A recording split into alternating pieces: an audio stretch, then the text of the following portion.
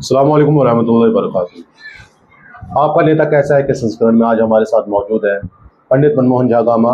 बिहार के सरजमी से आते हैं, मैथिली भाषी हैं, ब्राह्मण नेता है। इन्होंने तब ओवैसी साहब का हाथ थामा जब ओवैसी साहब से सब बचते थे। आज इनको अमूमन उत्तर प्रदेश का और बिहार के सरजमीन में हर दूसरा जानता है। आइए आज इनसे कुछ चर्चा करते हैं और जानते हैं कि कैसा इन्होंने अपना अनुभव पाया ओवैसी साहब के साथ। प्रणाम नेताजी। प्रणाम। नेताजी, आप उत्तर प्रदेश के एक पहले ब्राह्मण नेता हैं जिन्होंने ओवैसी साहब के लिए सबसे पहले हाथ थामा उनका, और आप साहिबाबाद से विधानसभा से चुनाव भी लड़े। तो आपके दिल में क्या आया ओवैसी साहब के लिए, जहां वो लोग दूसरे ये कहते हैं कि वो एक समाज विशेष के नेता है और आप मैथिली ब्राह्मण होके आपको उनमें ऐसा क्या दिखा कि आपने उनका हाथ थामा और चुनाव लड़े और उनकी पार्टी में आज तक मौजूद है? देखिए, सबसे पहले तो मैं ये कहना चाहूँगा कि राजनीति करने वालों की कोई जाति नहीं होती। राजनीति करने वालों की जाति उसका संविधान होता है, और संविधान जो दायरा हम नेताओं के लिए बांध रखा है उस दायरे में ही हम रह सकते हैं। और बैरिस्टर असदुद्दीन ओवैसी साहब को जब हमने देखा, पढ़ा, सुना, तो ऐसा लगा कि अब हिंदुस्तान में बैरिस्टर असदुद्दीन ओवैसी साहब के नेतृत्व की आवश्यकता है। क्योंकि अब तक जितने भी पॉलिटिशियन हमने देखे हैं वो सिर्फ और सिर्फ भाषण देना जानते हैं, अपने भाषण को जमीन पर उतारना नहीं है। और जितनी भी पार्टियां आप देख लें, हमारी पार्टी के अलावा, ठीक है, उनकी मुखिया को आप देखें, कोई भी मुखिया ऐसा नहीं जो दागदार नहीं है। कोई ना कोई आरोप को लिए वो बैठे हैं। और आज जो 2014 से अब तक हम पे तांडव हो रहा है, हम हिंदुस्तानियों पे, उसका कारण यही है कि हिंदुस्तान की आवाम ने ईमानदार नेतृत्व को ताकत नहीं दिया। कभी सपा को, कभी बसपा को, कभी कांग्रेस को, कभी आरजेडी को, कभी बहन जी को, कभी बनर्जी जी को, और किसी का भतीजा भ्रष्टाचार में लिप्त है तो भाई सीबीआई के डर से क्या वो सरकार के खिलाफ सड़कों पे उतर पाएगा? नहीं, सरकार के खिलाफ। और हम बिहार के रहने वाले, आपने कहा जी, और बिहार की सरजमी वो रही है जो हिंदुस्तान की राजनीति की दशा और दिशा को बदलने का कार्य किया है। वो वही बिहार है जिस बिहार में जयप्रकाश नारायण जैसा नेतृत्व उत्पन्न होते हैं और कोई विधायक नहीं बनते, कोई सांसद नहीं बनते वो, लेकिन देश के तानाशाह सरकार इंदिरा गांधी को उसके घोटने पे लाने का काम करती है। तो इस सोच के साथ हम चलें कि हमारा नेता ईमानदार है, स्वच्छ है और संविधान से ओतप्रोत होकर के सभी समाज की सेवा करना चाहते हैं। जब आपने पार्टी ज्वाइन करी थी और आपने चुनाव लड़ा था, कहीं ना कहीं ओवैसी साहब के जो माथे से कलंक था वो धीरे धीरे हटने लगा। आपने अच्छा प्रदर्शन किया, आप एक उभरते हुए नेता के तौर पे स्थापित हुए। पर अगर मैं आपके ज़िले की बात करूं पंडित जी, तो आपके ज़िले में आपके ही कार्यकर्ताओं के मुंह से मैंने सुना है कि पार्टी उस हिसाब से काम नहीं दे पा रही, निर्णायक भूमिका नहीं निभा पा रही जिस हिसाब से उन्हें करना चाहिए था। चुनाव 2022 में ले लो, मनमोहन झा गामा तो आगे बढ़ गए, पर वो कहीं ना कहीं पटल पे इस तरह से अपना आपको नहीं दिखा पाए कि वो अपने साथ साथ अपने समाज को भी साथ लेके चल रहे हैं। क्योंकि पंडित मनमोहन झा गामा की जो छवि बन रही है वो ये है कि पंडित मनमोहन झा गामा एक ब्राह्मण नेता है और वो मुसलमानों में जाकर अपनी राजनीति चमका रहे हैं, विच इज गुड। बट दूसरों के साथ साथ अपने समाज को भी पटल पिला के उस पार्टी के झंडे के तले लाना, ये भी जिम्मेदारी कहीं ना कहीं आपकी बनती है। आरोप प्रत्यारोप तो आपको लगता रहेगा, ठीक है। जब आप अच्छे कार्य को करने चलोगे ना, तो सबसे पहले घर से ही आपका विरोध होता है। तो इन सब बातों का मैं बिल्कुल इग्नोर करते हुए बैरिस्टर असदुद्दीन ओवैसी साहब के विचारों को जन जन तक पहुंचाने का कार्य करता हूं। और उसी का नतीजा है कि जिस गाजियाबाद में मैं रहता हूं, ये गाजियाबाद भारतीय जनता पार्टी का प्रयोगशाला है। बिल्कुल, जिस गाजियाबाद में मैं रहता हूं, आज तक समाजवादी पार्टी सत्ता में रहते हुए भी यहां से विधायक नहीं बना पाया, मेयर नहीं बना पाया, पार्षदों की संख्या 5-6 से ज्यादा नहीं हो पाई। लेकिन बैरिस्टर साहब का आशीर्वाद, प्रदेश के अध्यक्ष शौकत साहब के निर्देशन में जो हमने कार्य किया है, उसका रिजल्ट है कि गाजियाबाद नगर निगम चुनाव जब आया था, मात्र 9 सीटों पे हम चुनाव लड़े थे बॉस।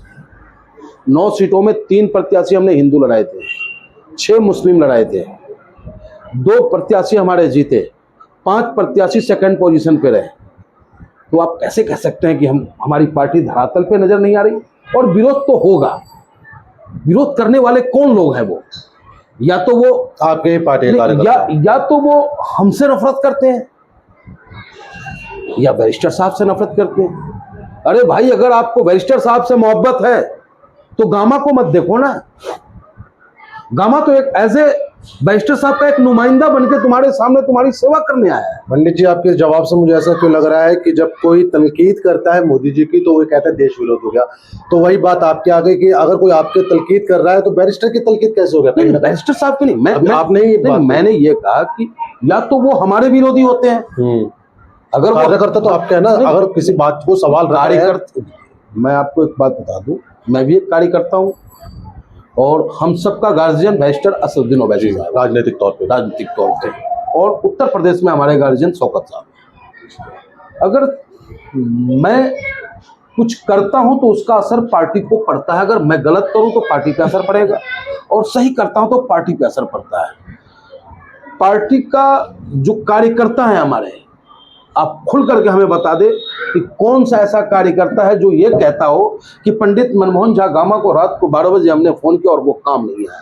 कौन सा ऐसा कार्यकर्ता है जो ये कह सकता है कि पंडित मनमोहन झा गामा को किसी भी समस्या और समाधान के लिए जब मैंने उनको याद किया तो वो हम बहाना करके चले गए। हाँ, इतना जरूर वो कह सकते हैं कि अगर उन्होंने फोन नहीं उठाया तो बैक कॉल आया है। और इस गाजियाबाद में आपके संज्ञान में हो या ना हो, मैं आपको बता दूं, कुछ दिन पहले की घटना है, क्योंकि ये हिंदुस्तान संविधान से चलता है। आर्टिकल 25 हम सबको अपने अपने धर्म मजहब को मनाने की आज़ादी देता है। गाजियाबाद में एक जगह पड़ता है आपको, विजयनगर के बैक साइड में, उसको बोलते हैं क्रॉसिंग रिपब्लिक। वहाँ एक बेटी, तानिया सैफी नाम की बेटी, एक फ्लैट सोसाइटी में रहती थी। उसकी बेटी का तबीयत खराब हुआ, तो होता है अपने अपने मजहब अनुसार, उसने अपने खुदा से, अल्लाह से कहा कि मेरी बेटी का स्वास्थ्य ठीक हो जाए तो मैं कुरान खानी कराऊंगा। कुरान खानी करा दिया वो। जब कुरान खानी होता है तो सोसाइटी के बजरंग दल, जो भी ABCD जो अराजक तत्व है, वहाँ पहुँच करके उनके साथ बदतमीजी होता है, मौलाना के साथ मार पिटाई होती है, मदरसे के बच्चों के साथ मार पिटाई होती है। पुलिस उल्टा ही उन्हें गिरफ्तार कर लेता है। सत्ता का दबाव होता है। इस बात की जानकारी आपको ताज्जुब होगा, हमें उस व्यक्ति ने दिया जो पार्टी से बाहर है, एजाज अहमद रज्जाकी, जो कभी हमारे प्रदेश सचिव हुआ करते थे। मैं गाजियाबाद में था, उनका फोन आया कि पंडित जी एक मामला हुआ आपके संज्ञान में। मैंने कहा नहीं, हमारे संज्ञान में नहीं है। मैंने कहाँ हुआ है तो ये पता नहीं, लेकिन गाजियाबाद में हुआ है। अब ये पता करना था कि ये घटना घटी किस थाने क्षेत्र में। हमने कई पत्रकारों को फोन किया, पत्रकार बंधुओं को, कि साहब गाजियाबाद में कुछ ऐसी घटना घटी है, कहाँ घटी है ये हमें बता दो। फिर उन साथियों ने हमें बताया कि विजयनगर क्रॉसिंग रिपब्लिक का मामला है, वहाँ का है। ठीक है, वहाँ जाने के बाद लड़ाई हमने मजबूती से लड़ी। मौलाना साहब फिरदौस मस्जिद मदरसे के मौलाना हैं वो, आप उनसे पूछ सकते हैं। उन्हें बाइज्जत बाहर लाया, बच्चों को बाहर लाया, और उल्टा हमने उन अराजक तत्वों पर मुकदमा दर्ज करने का किया। तो और एक कार्यकर्ता होने के नाते कितना लड़ सकते हैं, और जितना दम है वो समाज के लिए है, पार्टी के लिए। आपने कहा, मैंने आपके सोशल मीडिया पे भी इस प्रकरण को देखा था कि आपके मामला में देखता रहता हूँ। लौनी विधानसभा, जहाँ पे जिलाध्यक्ष गाजियाबाद का निवास है, वहाँ के कई कार्यकर्ता जो उनसे नाराज है, उनका ये कहना है, और अमूमन गाजियाबाद में जो पूर्व कार्यकर्ता भी रहे हैं जो पार्टी से जुड़े हुए थे, काफ़ी मजबूत स्थिति में कार्य कर रहे थे, उनका ये कहना पार्टी हाईजैक हो चुकी है जिलाध्यक्ष डॉक्टर मेहताब द्वारा और पंडित मनमोहन झा गामा द्वारा, क्योंकि इनके अलावा पार्टी में कोई तीसरा चेहरा नहीं है। क्या हकीकत है इसकी? ये बिल्कुल निराधार आरोप है। हर व्यक्ति जिला अध्यक्ष नहीं हो सकता, हर व्यक्ति महानगर अध्यक्ष नहीं हो सकता, लेकिन एक वार्ड अध्यक्ष भी अपने आप को जिला अध्यक्ष समझ करके कार्य करेगा, तभी जाके पार्टी मजबूत होती है। बिल्कुल। अब मैं चाहूं कि शौकत साहब की जगह मैं बन जाऊं, मैं चाहूँ मेहताब चौहान की जगह मैं बन जाऊं, अरे जो उनकी कुर्बानी है, जो उनका कार्य करने का तरीका रहा है, आज पार्टी अगर इस, मैंने क्या कहा कि जब मैं नहीं था इस पार्टी में, उससे पहले भी पार्टी यहाँ थी, उससे पहले भी पार्टी ने नगर निगम चुनाव लड़ा था, क्या स्थिति थी पार्टी की, और आज मैं हूं तो क्या स्थिति है। तो विरोध उसी का होता है जिसमें दम होता है, मुर्दों को तो हर कोई सलाम करते हैं। मैं एक चीज़ जानना चाहूँगा आपसे कि कैसे अचानक से एमआईएम ज्वाइन करने का इरादा और आपको टिकट कैसे हुआ, उस बारे में आपको संक्षेप में बताना चाहे तो। देखिए, समाजवादी पार्टी, क्योंकि चुनाव के जितना मुझे पता है कि चुनाव के बहुत कम समय हो गए थे नामांकन के, बिल्कुल, और आपको बिल्कुल लास्ट टाइम पे आपको शायद टिकट मिला था, तो वही मैं जानना चाहता हूँ हमारे दर्शक जानना चाहते समाजवादी पार्टी को हमने 22 साल इस सोच के साथ कि समाजवादी पार्टी राम मनोहर लोहिया के सिद्धांत पे चलने वाली पार्टी है, लेकिन ये हमारी गलतफहमी थी। समाजवादी पार्टी पूंजीवादी पार्टी बन गई, समाजवादी पार्टी परिवारवादी पार्टी बन गई, और समाजवादी पार्टी में टिकट बिकने लगा। और या तो आप दलाली करके पैसा कमा लो, या राजनीति करके जनता की सेवा कर लो। और ये जिम्मेदारी जनता की भी है कि जो आपकी सेवा करता हो, चुनाव के वक्त आप उसे वोट दे, बाहुबल धन बल को देख करके आप वोट ना करें। ये मैं अपील करता हूं आपके चैनल के माध्यम से। जब मैंने पार्टी से इस्तीफा दिया तो उस वक्त में वर्तमान के जिला अध्यक्ष परवेज पासा जी थे। उनसे मेरा संबंध समाजवादी पार्टी में भी रहा। समाजवादी पार्टी में जब वो जिला के उपाध्यक्ष हुआ करते थे, उस वक्त में मैं साहिबाबाद विधानसभा का अध्यक्ष था, तो बहुत बढ़िया संबंध था। हमारे आस पड़ोस के रहने वाले, जब उनके संज्ञान में आया कि भाई पंडित जी पार्टी छोड़ रहे हैं, जबकि बसपा से भी ऑफर था मेरे पास, कांग्रेस से भी ऑफर था मेरे पास, बाई कैमरा मैं आपको बता रहा हूँ, और यहाँ तक ताकि आपको आर्थिक मदद भी मिलेगी। अच्छा, पार्टी देती है जो वो फंड आपको मिलेगा, और आप हमारी पार्टी से चुनाव लड़ें। उस वक्त में हमने कहा भाई मैं बताऊंगा आपको, तो हमने कुछ नहीं किया सिर्फ। और परवेज पासा जी का भी फोन आया, दिन वीरवार था, पासा जी का फोन आया कि अरे पंडित जी आ जाओ, पार्टी ज्वाइन करो, चुनाव हम लड़ाते हैं। हमने कहा ठीक है भाई साहब, मैं आपको बताता हूँ। उसके बाद हमने वीडियो सुना अपने नेता का, बैरिस्टर साहब का, इन लोगों का भी सुना, और सुन रखे थे। तो हमें ऐसा लगा कि बैरिस्टर साहब की पार्टी में गरीब कार्यकर्ता राइज कर सकता है और समाज की सेवा कर सकता है, क्योंकि यहाँ पैसों का खेल नहीं है। शुक्रवार दिन जुम्मा था, उस वक्त भी हमारा पार्षद कल्याण था, आज भी वो पार्षद कल्याण नहीं है। तो हमने इससे कहा कि भाई मैं तो पार्टी छोड़ने जा रहा हूँ, तू छोड़ेगा तो बताएगा यार मेरे रहने दे। मैंने कहा फिर तू विरोध तो नहीं करेगा मेरा? कहा कि नहीं करेगा। मैंने कहा फिर गाड़ी देखूंगी, गाड़ी भी नहीं थी मेरे पास, उसी की गाड़ी ली, और 8-10 समाजवादी साथी हमारे जो साहिबाबाद विधानसभा के थे, विभिन्न वार्डों के, जो हमारे साथ आस्था रखते थे कि हम गामा जी के साथ रहना चाहते हैं, लगभग 25 लोगों ने इस्तीफा दिया पार्टी से, और वो सब के सब हम जा करके वहाँ पासा जी से सदस्यता लेते हैं। सदस्यता लेने के बाद वो हमसे कहते हैं पंडित जी आपको वहाँ अमरोहा जाना पड़ेगा। अमरोहा गए, आवेदन की बात हुई, 16,500 रुपये फीस जमा करने थे, पैसा नहीं था मेरे पास। ठीक है, आज विरोधी है कल्याण हमारा, हम भी उसके विरोधी हैं, वैचारिक विरोधी हैं। हमने उससे यह कहा कि तू पार्टी में मेरे साथ नहीं आ रहा, लेकिन आवेदन का पैसा तू देगा। ये आपकी दोस्ती थी? हाँ, उसने पैसे दिए और हमने आवेदन किया, और पार्टी ने स्वीकार किया हमें, और पार्टी को हमने स्वीकार किया और चुनाव लड़ा। अंदरूनी बात है कि पूर्व जिला अध्यक्ष परवेज अख्तर पाशा ने डायरेक्ट अपने राष्ट्रीय अध्यक्ष ओवैसी साहब को फोन करके आपके लिए टिकट मांगा था, और लास्ट टाइम पे आपका लिस्ट में नाम आया था। नहीं, लास्ट टाइम में तो नहीं, मैं आपको बताऊं, जब टिकट की बात हुई, कुछ बातें ऐसी होती जो बाई कैमरा कह भी नहीं सकते। हाँ, कुछ है ना, निजता का उल्लंघन नहीं करना चाहिए। हाँ, वहां से आने के बाद स्थानीय स्तर पे जो कार्यकर्ता थे पार्टी के, जबकि वो कार्यकर्ता नहीं, वो दलाल थे। ठीक है। जब मैं चुनाव लड़ रहा था तो वो किसी और पार्टी को चुनाव लड़ा रहे थे, जो यहाँ अपने आप को लंबरदार बन रहे थे, और वो कह रहे थे कि आपका टिकट नहीं हो सकता है। तो मैं समझता हूँ कि उस वक्त में जिला अध्यक्ष ने अपनी ईमानदारी निभाई और हमारे राष्ट्रीय अध्यक्ष और प्रदेश के अध्यक्ष जी ने, उनको लगा, क्योंकि जिला अध्यक्ष जी ने जो सपा में हमने काम किया था वो सारे रिकॉर्ड उन्होंने भेजा राष्ट्रीय अध्यक्ष जी को, तो वहीं से स्वीकार किया उन्होंने। और इनका फ़ोन आता है हमारे पास, घोषणा होने से पहले फ़ोन आता है कि पंडित जी आपको चुनाव मैं लड़ाऊंगा और सबसे पहला प्रचार आपके क्षेत्र से शुरू होगा।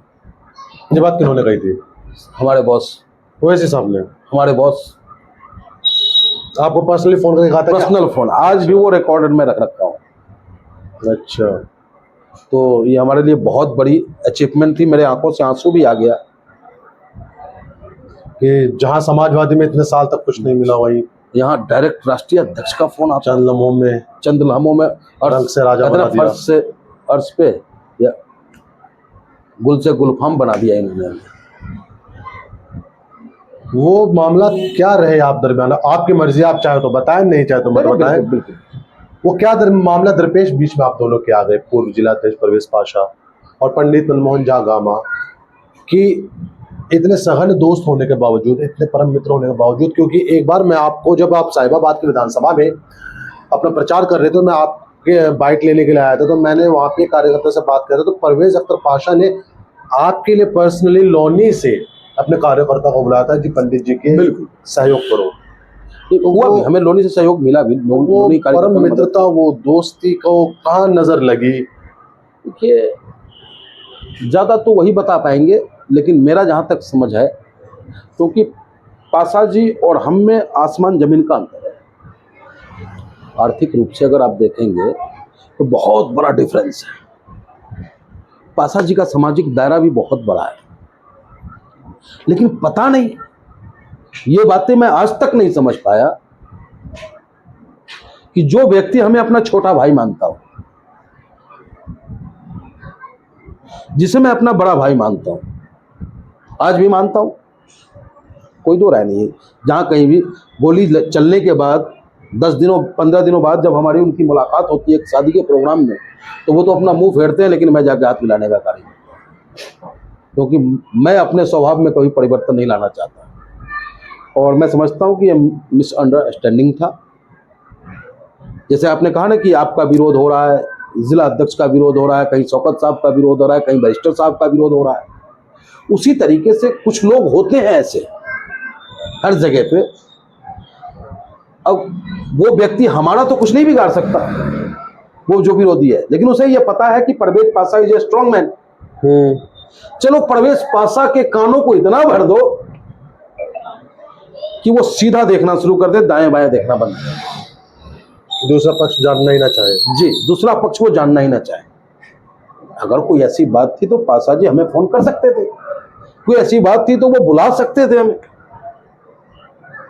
उस दौरान जो मामलात हुए थे, तो मेरा एक बार मुलाकात हुआ था, तो परवेज अख्तर पाशा जी का ये कहना था कि जो मौजूदा जिला अध्यक्ष है मेहताब साहब, आप उनके कहने से, उनके इशारों पे परवेज अख्तर पाशा को साइडलाइन कर रहे हैं, और वो इस बात से काफ़ी खफा थे क्योंकि चुनाव के वक्त हाजी शाहिद करके हैं कोई, और आपके परवेज पाशा साहब, इन्होंने ऐसा चुनाव लड़ाया आपको जैसे किसी छोटे भाई को, परंतु चुनाव के आसपास आप उनसे काफ़ी कट गए। देखिए, परवेज पाशा जी शब्द कठोर हैं, इसलिए मैं नरम बिल्कुल शब्द इस्तेमाल करना चाहूँ। परवेज पाशा जी कल भी हमारे बड़े भाई थे, आज भी बड़े भाई हैं, और आगे भी बड़े भाई रहे। और जहां तक हाजी शाहिद सैफी जी की बात आपने की है,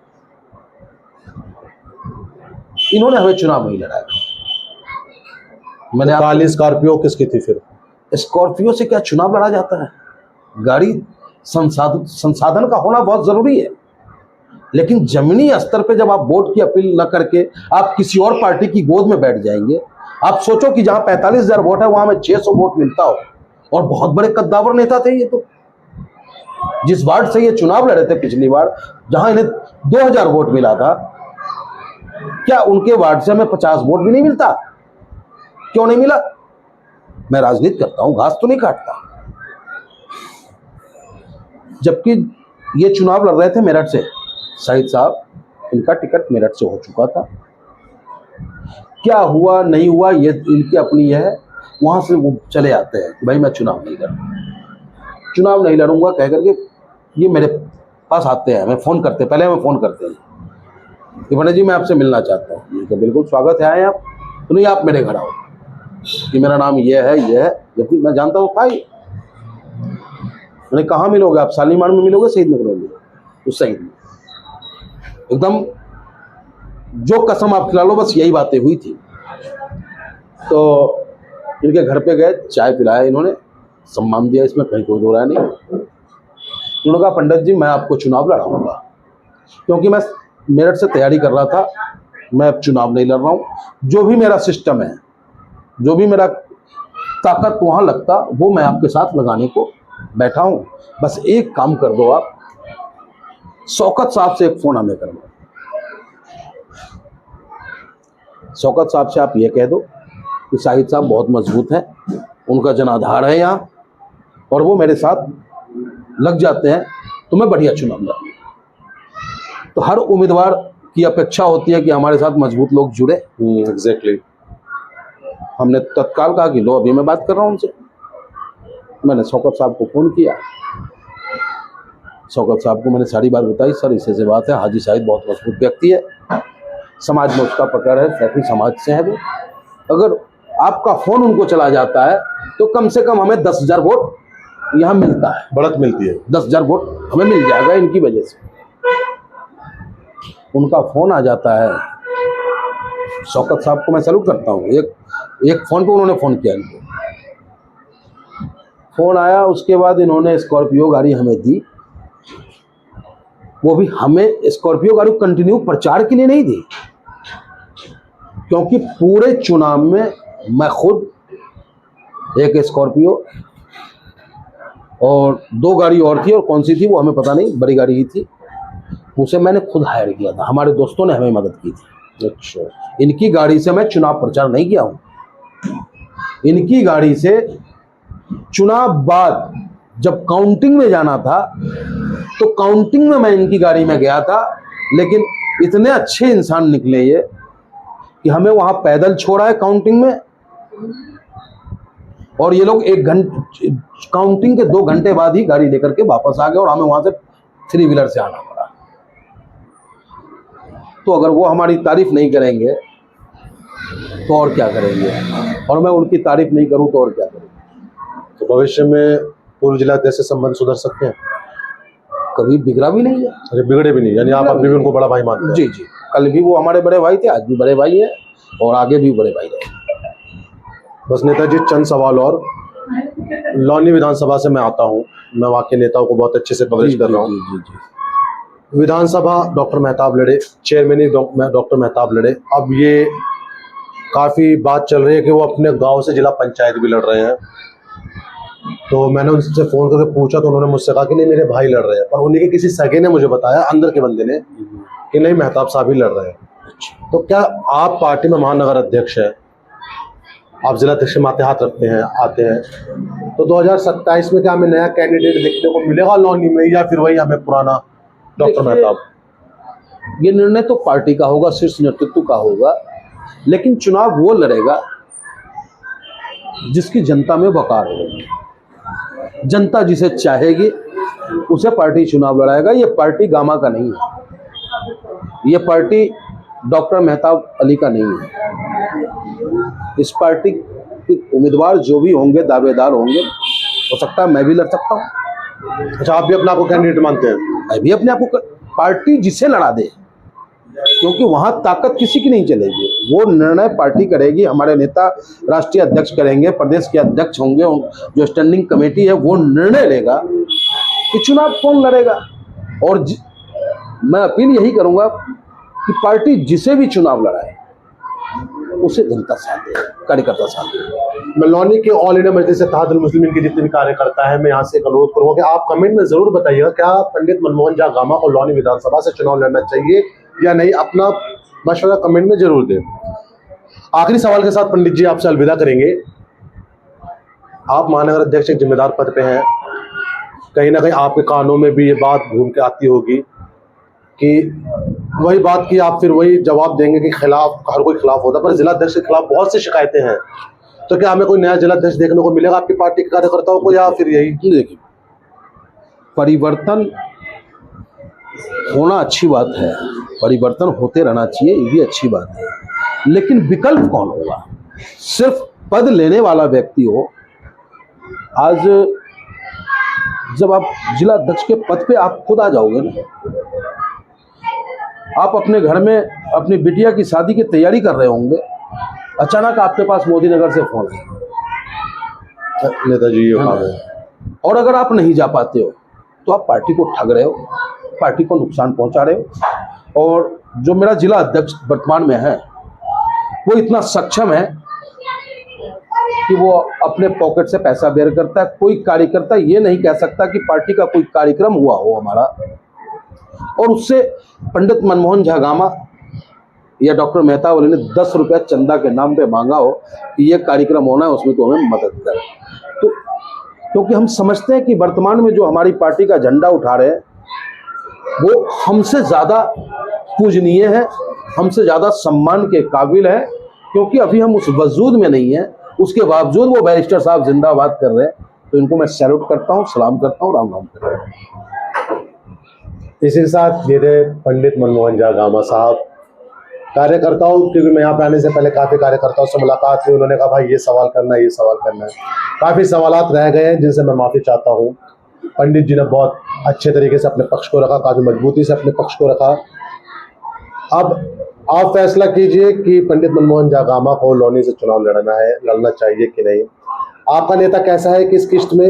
यहीं तक, फिर मिलेंगे। अस्सलाम वालेकुम, जय हिंद, जय जवान, जय किसान, धन्यवाद।